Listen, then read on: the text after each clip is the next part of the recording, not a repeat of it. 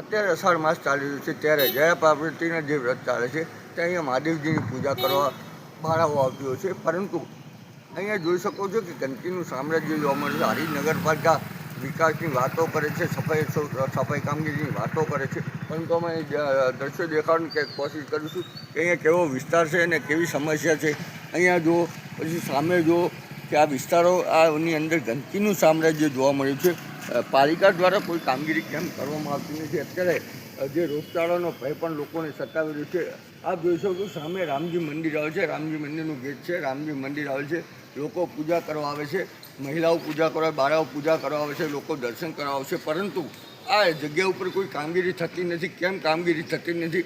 પાલિકા દ્વારા લોકો દ્વારા વારંવાર રજૂઆતો કરું કે આ વિસ્તારની અંદર ગંદકીનું સામ્રાજ્ય છે અને અત્યારે જે બાળાઓ પૂજા કરવા આવે છે અને કોઈ રોગચાળો થશે કે તો તેની જવાબદાર કોણ? અત્યારે વરસાદી વાતાવરણ હોવાના કારણે લોકો દ્વારા બીમારી કે વરસાદના